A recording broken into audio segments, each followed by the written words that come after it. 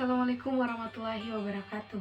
Perkenalkan, nama saya Aulia Zahra, standbook saya A112266, saya dari kelas B.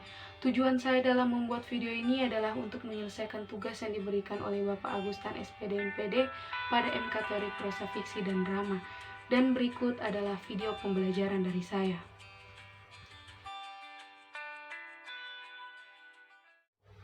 Baiklah, pertama-tama kita pahami dulu apa sih itu teori prosa fiksi dan drama, dan mari kita bahas satu persatu. Prosa dalam bahasa kesastraan seringkali disebut juga dengan istilah fiksi.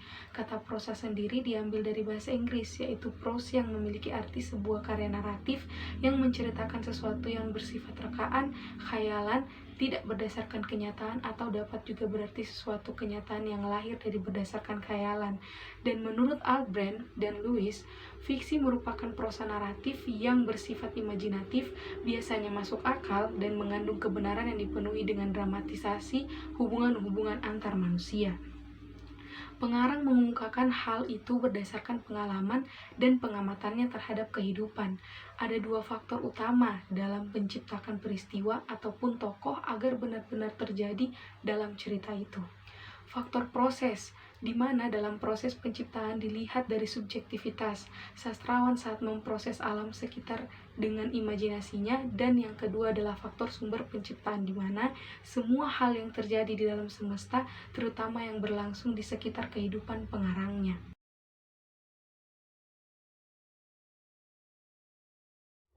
Setelah memahami pengertian dari prosa atau fiksi, kita berlanjut pada jenis-jenisnya. Dan adapun jenis-jenis dari prosa atau fiksi, dilihat dari penyebarannya, prosa fiksi dapat dibagi menjadi dua, yaitu prosa lama atau tradisional dan prosa modern. Prosa tradisional dikenal dengan prosa lisan yang memiliki ciri-ciri interpolasi atau pengisian unsur-unsur baru pada bahan cerita dan varian. Varian sendiri merupakan suatu versi yang mempunyai perbedaan pokok dengan versi cerita lainnya. Sementara prosa modern dikenal dengan prosa tulisan. Dan berikut jenis-jenis dari prosa lama. Yang pertama ialah dongeng. Dongeng adalah cerita yang sepenuhnya merupakan hasil imajinasi atau khayalan pengarang yang diceritakan seluruhnya belum pernah terjadi. Fabel. Fabel adalah cerita rekaan tentang binatang dan dilakukan atau para pelakunya binatang yang diperlakukan seperti manusia. Ketiga adalah hikayat.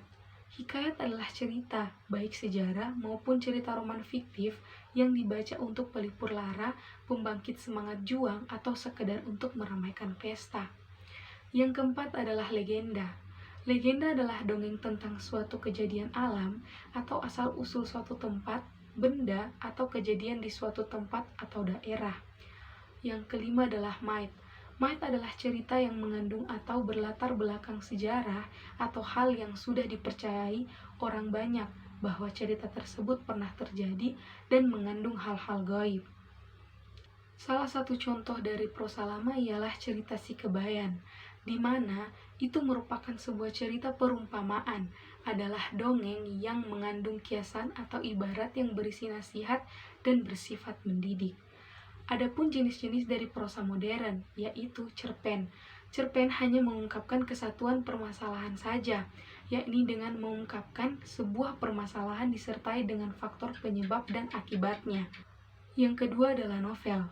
Novel memuat beberapa kesatuan permasalahan yang membentuk rantai permasalahan, diikuti faktor penyebab dan akibatnya. Peristiwa yang terjadi dapat terulang kembali dengan melihat akibat yang muncul sebagai penyebab permasalahan lain muncul.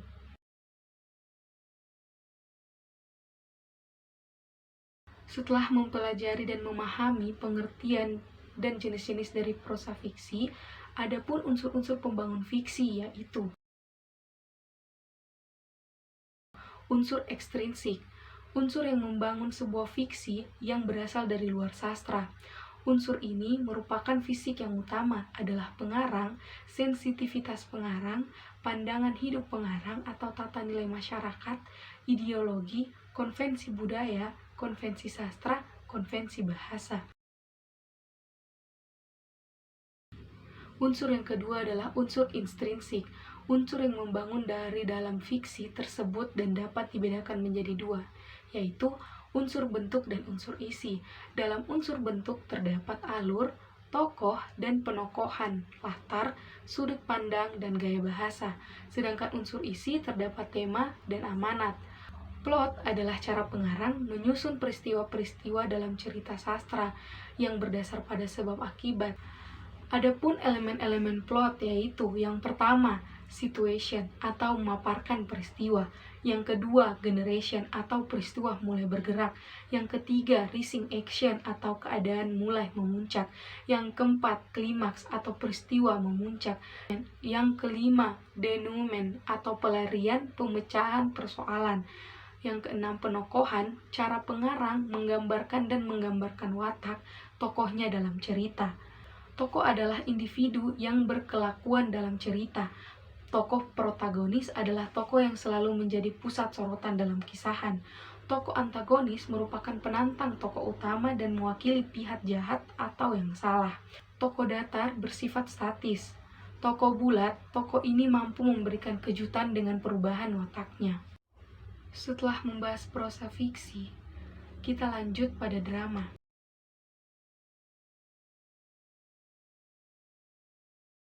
Apa sih itu drama?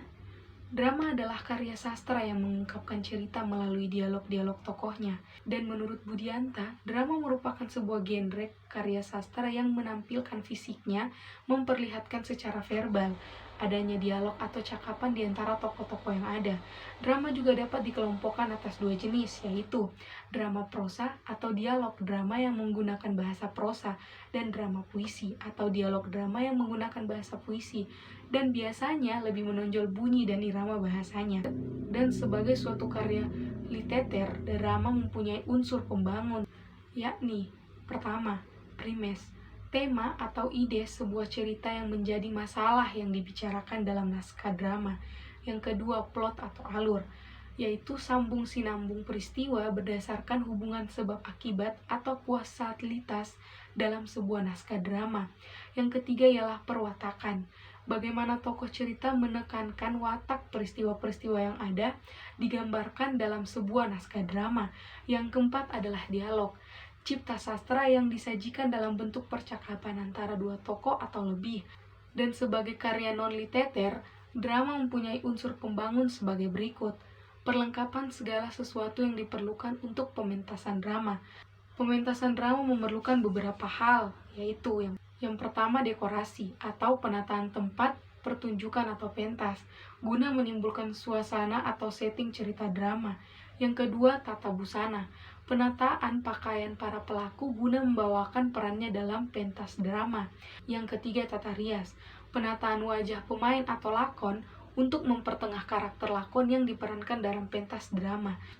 Yang keempat, tata lampu atau pengaturan cahaya untuk memberikan tambahan suasana dalam membuat adegan drama.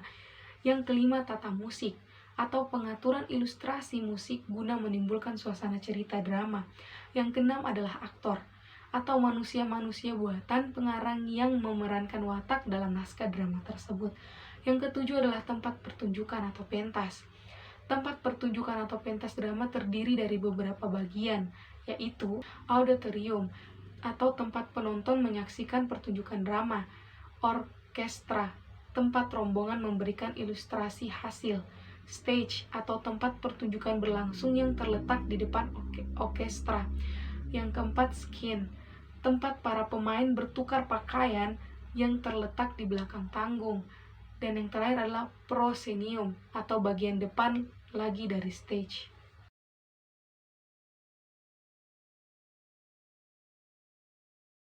Drama juga mempunyai dua dimensi, yaitu drama sebagai seni dan drama sebagai pentas. Dalam pembelajaran drama sebagai seni sastra, ada beberapa prosedurnya, yaitu pelacakan, pendahuluan, penentuan sikap praktis, introduksi, penyajian, diskusi, dan pengukuhan. Sedangkan prosedur dalam proses pementasan drama yaitu pengantar, pemilihan naskah, penentuan pemain, latihan dasar drama yang meliputi latihan gerak, latihan suara, dan latihan akting. Dan prosedur yang terakhir ialah pementasan dan evaluasi. Penonton adalah unsur terpenting yang turut menentukan pementasan drama. Kenapa? Karena drama tidak akan memiliki arti apa-apa kalau tidak disaksikan oleh penonton.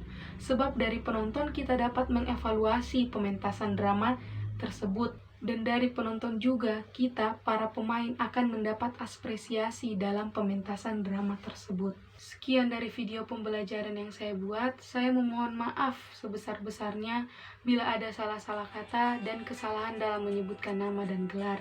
Sebab kesempurnaan hanya milik Allah Subhanahu wa Ta'ala semata. Saya akhiri, wassalamualaikum warahmatullahi wabarakatuh dan terima kasih.